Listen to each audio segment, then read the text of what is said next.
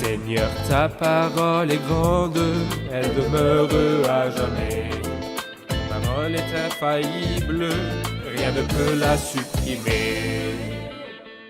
Bienvenue à vous, chers spectateurs, ainsi qu'à tous nos spectateurs dans le monde entier, dans un nouvel épisode de notre émission d'études quotidiennes Toute la Bible, dans laquelle nous étudions tous les livres de la Bible, de la Genèse à l'Apocalypse. Dans notre étude des livres du Nouveau Testament, nous en sommes au premier chapitre de la deuxième épître de Paul aux croyants de Corinthe. Nous commencerons par le verset 3 et poursuivrons jusqu'à la fin du chapitre. Permettez-moi tout d'abord d'accueillir nos invités, les serviteurs du Seigneur.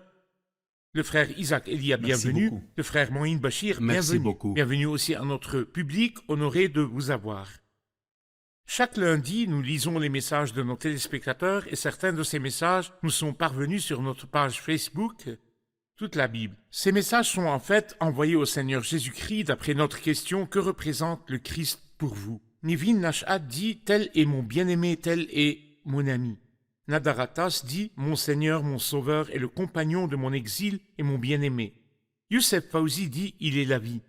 Morles Michael dit « Il suffit que je sois devenu un enfant de Dieu et que Dieu soit mon Père dans le Christ ». Nancy Gessas dit « Mon bien-aimé, ma part, mon ami, mon Père, mon Dieu et toute ma vie ». Roma Majdi dit « Mon ami, mon Père et tout dans ma vie ». Hannah Genora dit « Il n'y a pas un mot qui exprime qui est le Christ pour moi.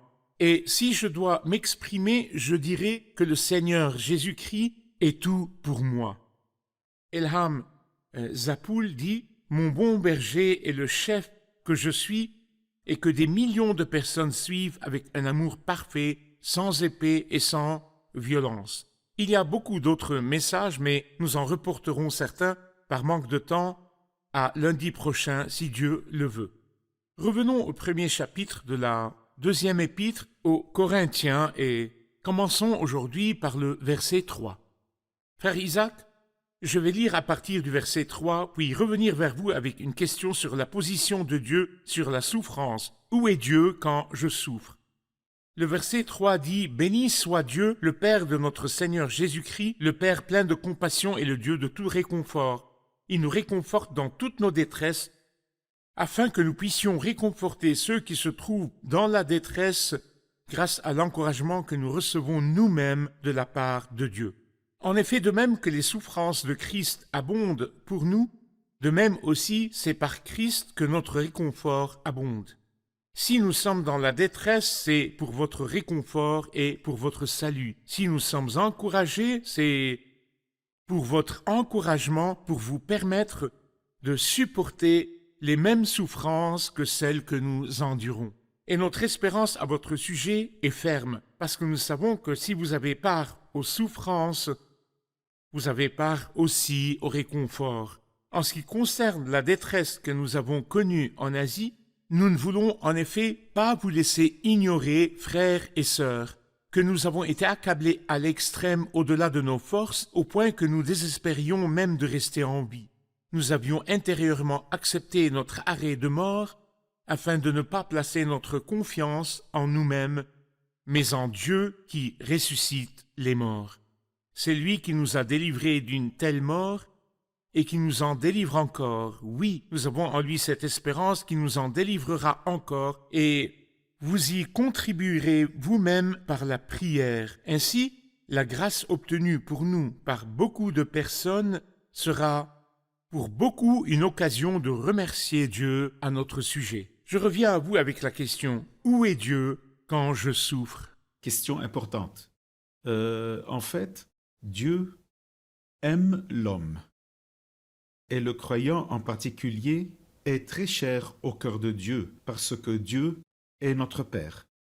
Et donc, Dieu ne permet pas que le croyant souffre à moins que cela ne soit nécessaire ou s'il y a une bénédiction. La Bible est très claire à ce sujet. L'apôtre Pierre, par exemple, nous dit « S'il le faut, vous êtes pour un peu de temps attristés par diverses épreuves, si nécessaire, s'il le faut. » De plus, le monde dans lequel nous vivons est un monde sous la domination du diable, un monde qui gémit à cause des conséquences du péché, un monde qui n'a pas été racheté et où la création n'a pas encore été libérée de l'esclavage de la corruption à la glorieuse liberté des enfants de Dieu. Nous partageons donc toutes les souffrances de ce monde. Cependant, pour le croyant, lorsque Dieu nous permet de souffrir, il nous permet de souffrir sous sa surveillance personnelle. Quelqu'un a dit « Dieu garde les yeux sur le temps, sur le chronomètre. Il ne permet pas un temps plus que nos capacités. Et il garde la main sur le thermostat. Il ne permet pas une température de souffrance au-delà de notre tolérance. Son but est de nous faire fondre et de nous affiner, de nous faire émerger des croyants plus purs et plus utiles. Dieu est donc là pour surveiller. Il permet, sous son autorité, mais ici dans la partie que vous avez lue, je peux aussi dire que c'est à nous de sentir son réconfort. Le Père plein de compassion est le Dieu de tout réconfort, ou le Dieu de tout réconfort, tout encouragement et tout soutien.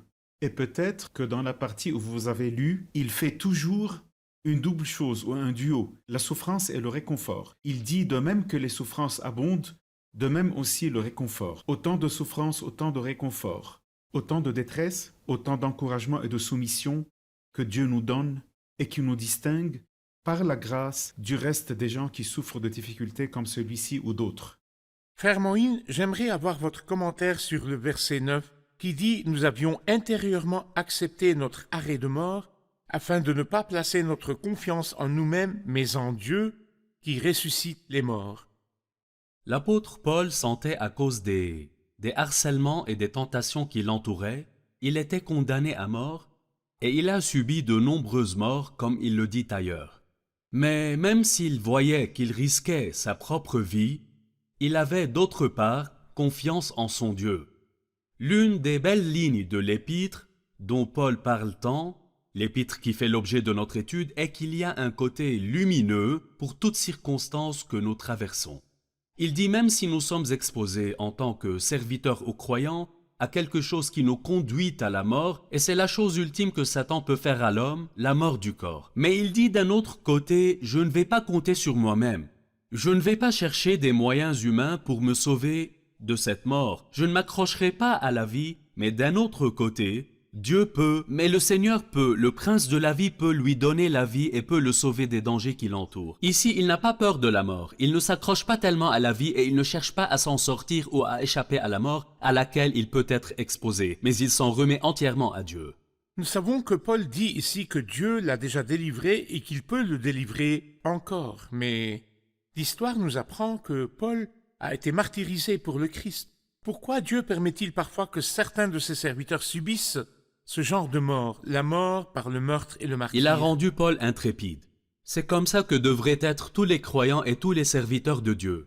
Parce qu'il a reçu sa mission directement du Seigneur et qu'il avait confiance que le Seigneur travaillerait à travers lui jusqu'à ce qu'il remplisse sa mission. La fin du ministère ou de la vie du croyant sur terre ne signifie pas qu'il doit mourir d'une mort indescriptible ou d'une mort qui est inimaginable. Mais non, nous sommes exposés aux épreuves et aux souffrances du chemin. Nous ne sommes pas exempts de ces circonstances, mais je pense que c'est ainsi que Dieu met fin au ministère ou bien à la vie même du croyant sur terre. Paul n'avait pas peur de cela parce qu'il avait l'impression d'avoir terminé la course. Comment vais-je mourir? Tout dépend de la volonté et du plan de Dieu. Cela ne fait aucune différence. Ça ne change pas grand-chose. En fin de compte, il a terminé son service et a quitté la terre. Les moyens ne l'affecteront pas car il sera avec Tant que le la mort Christ. est devenue un gain pour lui, le moyen par lequel il ira vers le Seigneur ne fera aucune différence. Il ne fera pas de différence et ne l'effraiera pas. Que la mort vienne comme elle vient, c'est la même chose. Très bien. Nous allons faire une pause puis prendre une question du public. Chers spectateurs, je vous retrouve après la pause. Ne quittez pas. Selon le premier chapitre de la deuxième épître de Paul aux Corinthiens, le 10e verset se lit comme suit. « C'est lui qui nous a délivrés d'une telle mort et qui nous en délivre encore. Oui, nous avons en lui cette espérance qu'il nous en délivrera encore. » Dans ce verset, nous voyons la délivrance dans ces 3 étapes. Qui nous a délivrés d'une telle mort, la délivrance dans le passé du châtiment du péché et qui nous en délivre encore, la délivrance dans le présent de toutes les épreuves et de toutes les détresses. Oui, nous avons en lui cette espérance qu'il nous en délivrera encore. La délivrance dans le futur, et c'est la délivrance définitive.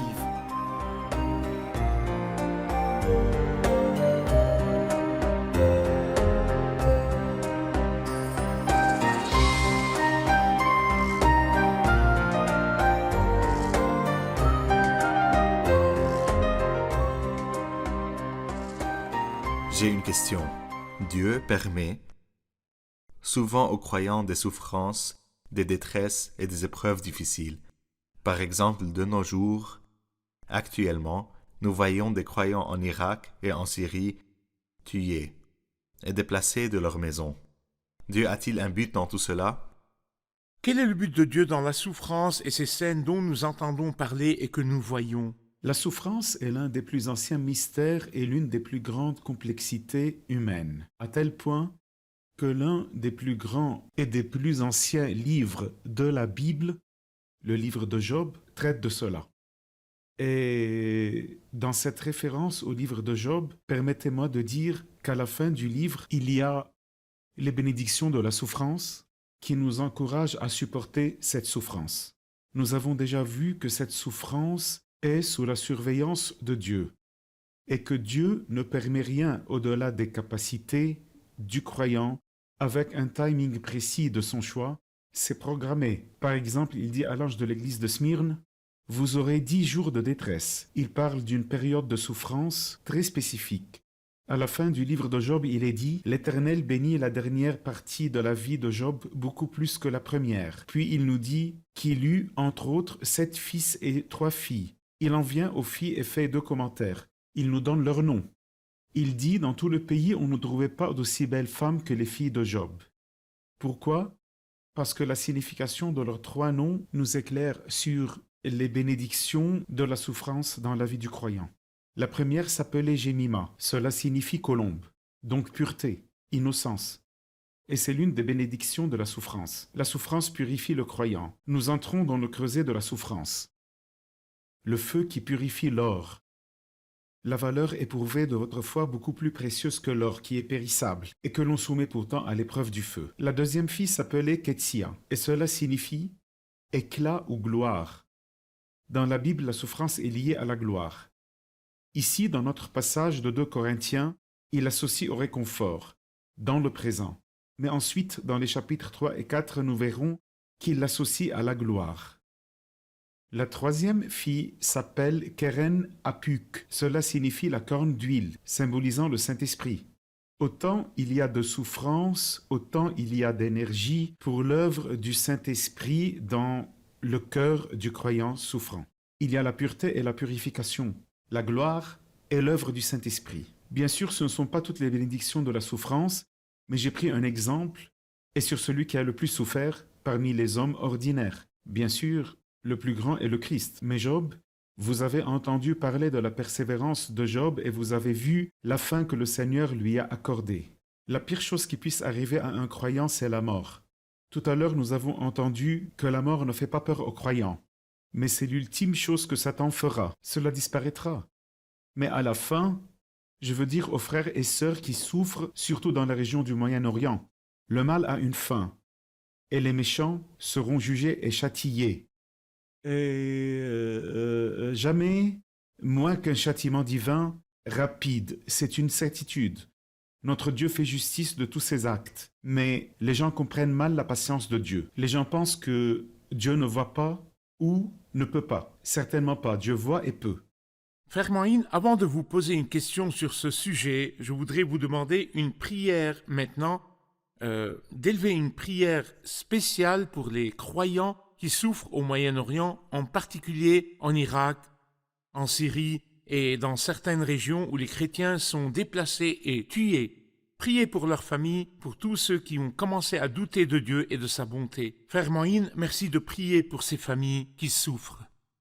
Seigneur, nous te remercions du fond du cœur pour tes interventions douces auprès de ton troupeau dans le monde entier. Nous les citons par leur nom, nous suivons leurs nouvelles et entendons parler des circonstances douloureuses et amères que traversent nos frères et sœurs en Irak, nos frères en Syrie, nos frères et sœurs en Libye, nos frères et sœurs en Égypte, partout dans le monde. Tu as un but et tu as un grand projet. Certes, Seigneur, tu veux nous former, tu veux que nous grandissions, tu veux faire que nous allions là où l'eau est profonde afin que nous puissions jouir de tes merveilles. Mais jusqu'à ce que ton dessein soit accompli, c'est toi qui peux soutenir et peux mettre fin à ces choses. Et c'est toi qui peux leur apparaître au milieu de ces circonstances pour qu'ils puissent te voir, pour qu'ils puissent jouir de ta personne et aussi de ta puissance. Seigneur, c'est toi qui peux dire à la mer « Silence, tais-toi » et il y aura un grand calme. Ta grâce nous suffit et ta réponse à chaque prière que nous élevons pour nos frères et sœurs devant toi. À toi, Seigneur Jésus, toute la gloire. Amen.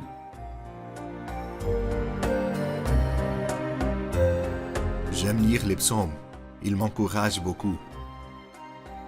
J'aime le psaume 34 et le verset qui dit « Beaucoup de malheurs atteignent le juste, mais l'Éternel l'en délivre toujours. » J'aime beaucoup le livre d'Ésaïe, honnêtement. Et j'aime très particulièrement lire ce livre. J'aime le livre des Proverbes. J'aime l'épître aux Romains. Les 4 évangiles. Toute la Bible.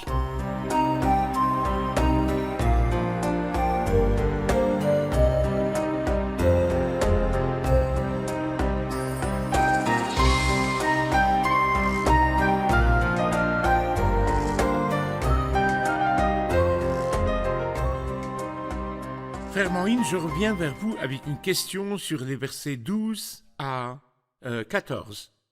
Quel genre de fierté avait Paul? De quoi Paul se montrait-il fier? En vérité, l'apôtre Paul était fier. Il dit au verset 12 le témoignage de notre conscience avec la sincérité et la pureté qui vient de Dieu. Quel était donc le témoignage de la conscience de Paul dont il était fier? Il dit que sa vie personnelle, il l'a vécu avec sincérité et pureté. Mais il ne s'agit pas de quelqu'un qui n'est pas conscient des choses, mais il a vécu devant le Seigneur et sa conscience lui a rendu témoignage et il a été très réconforté que sa conscience lui témoignait que sa vie était sincère. Il ne disait pas quelque chose et avait quelque chose d'autre en lui. Il ne marchait pas dans une chose et avait tout autre chose en lui, mais il marchait dans la lumière devant le Seigneur. Deuxièmement, il était fier que son message, ses paroles et son ministère auprès d'eux avaient porté du fruit, alors qu'il estimait, comme nous l'avons vu dans la première épître, que ses paroles étaient douloureuses. Mais comme il a ressenti du soulagement et de la joie, malgré la tristesse, car elle s'est transformée en joie. Parfait. Frère Isaac, à partir du verset 15, c'est avec cette assurance que je voulais d'abord aller chez vous, afin que vous puissiez avoir une double grâce. Je voulais passer chez vous en me rendant en Macédoine, puis revenir de la Macédoine chez vous, avec l'espoir d'être soutenu par vous pour mon voyage en Judée. En formant ce projet, ai-je donc fait preuve de légèreté, ou bien mes décisions sont-elles purement humaines, de sorte qu'il y aurait en moi à la fois le oui et le non? Aussi vrai que Dieu est fidèle, la parole que nous vous avons adressée n'a pas été oui et non. En effet, le Fils de Dieu, Jésus-Christ, que nous avons prêché au milieu de vous, Sylvain, Timothée et moi, n'a pas été oui et non.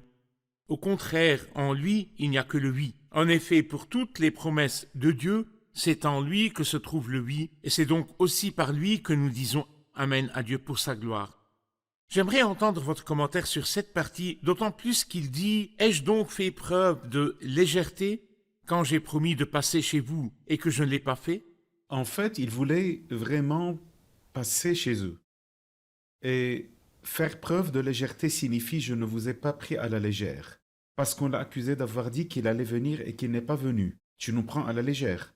Tu promets et tu ne tiens pas tes promesses. Non, ce n'était pas le cas. L'apôtre Paul voulait vraiment passer chez les frères et sœurs de Corinthe. Cependant, en fait, quand il les a quittés, il est parti en Macédoine, au nord de la Grèce, et n'est pas allé à Corinthe. Je pense qu'il y avait deux raisons à cela. La première, dans la volonté de Dieu. Le serviteur marche d'abord et avant tout guidé par le Saint-Esprit et par Dieu. Le Seigneur ne lui a pas permis d'aller à Corinthe. Le Seigneur ne lui a pas donné le feu vert. Cela signifie-t-il qu'il prend les choses à la légère? Non. Il en avait le désir et l'intention, mais tant que le Seigneur ne lui a pas donné le feu vert, il ne le fait pas.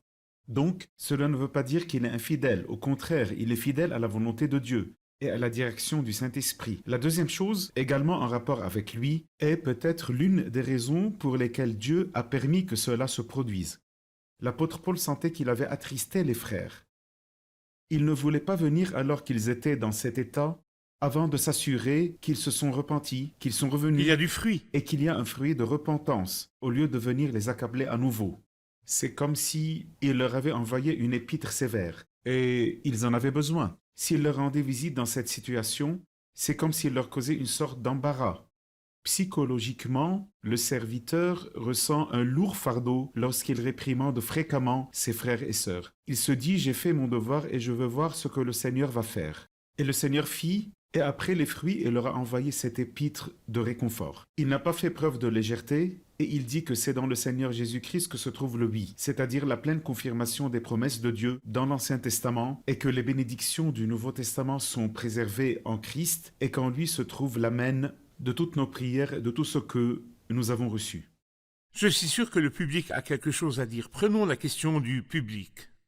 J'ai une question sur le verset 20 qui dit « En effet, pour toutes les promesses de Dieu, c'est en lui que se trouve le oui, et c'est donc aussi par lui que nous disons Amen à Dieu pour sa gloire. Or, celui qui nous a fermis avec vous en Christ et qui nous a consacrés par son onction, c'est Dieu. Il nous a aussi marqués de son empreinte et a mis l'Esprit comme un gage dans notre cœur. » La question est la suivante. Quel est le ministère du Saint-Esprit?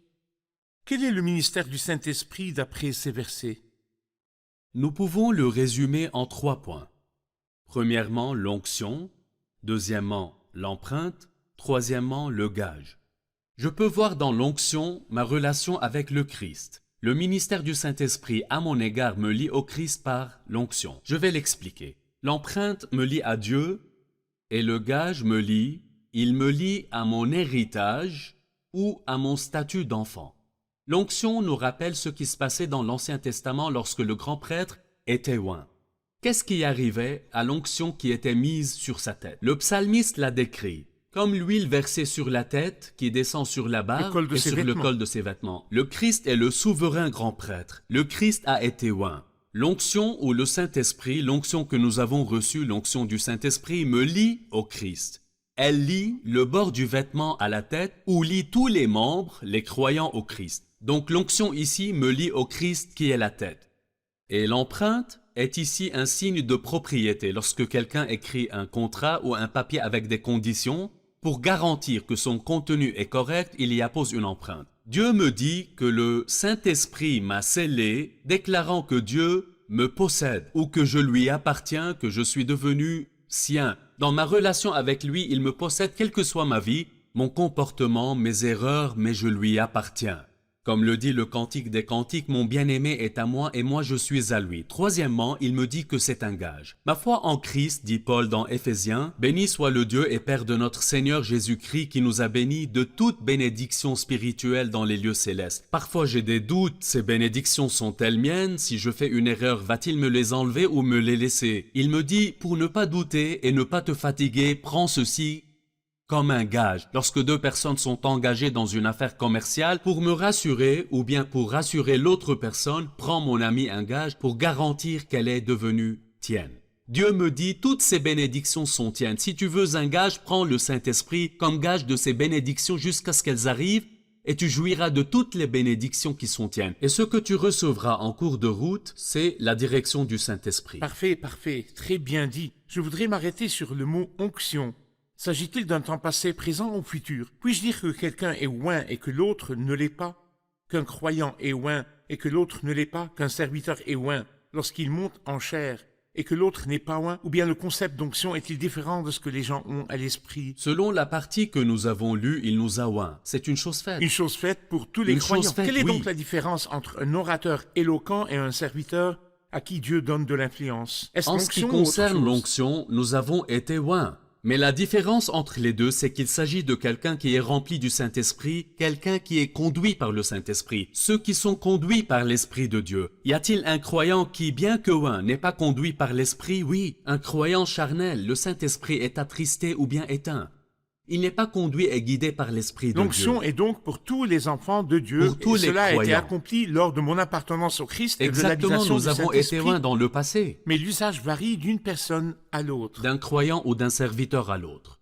Et c'est l'œuvre du Saint-Esprit qui nous a oints et tous les enfants de Dieu sont oints. Je suis sûr que vous avez tiré quelque chose de cet épisode. Qu'est-ce que c'est?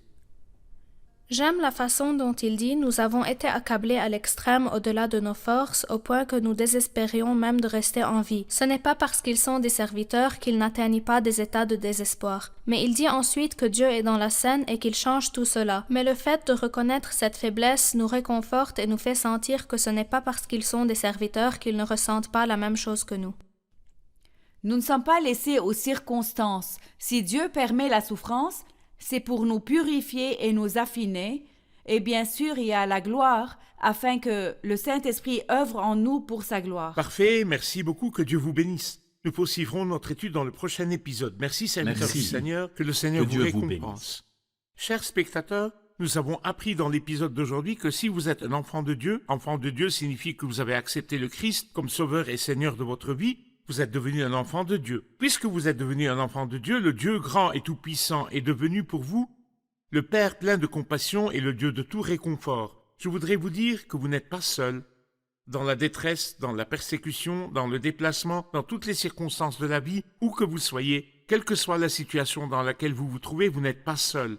Dieu lui-même est à votre service, de votre côté. Et si Dieu est pour nous, qui sera contre nous? Le grand Dieu tout-puissant, créateur du ciel et de la terre, est pour vous le Père plein de compassion et le Dieu de tout réconfort. Et il peut vous rejoindre. Il peut y avoir des distances entre vous et votre famille. Votre famille a été déplacée et vous ne pouvez pas communiquer les uns avec les autres. Celui qui peut venir vous réconforter, celui qui peut vous encourager dans le pays où vous vous trouvez, celui qui peut vous rejoindre là où vous êtes, est le Père plein de compassion et le Dieu de tout réconfort. Mettez votre confiance en lui et attendez que le réconfort du Tout-Puissant vienne dans votre cœur. Attendez-le. Je vous retrouve dans le prochain épisode. Que le Seigneur soit avec vous.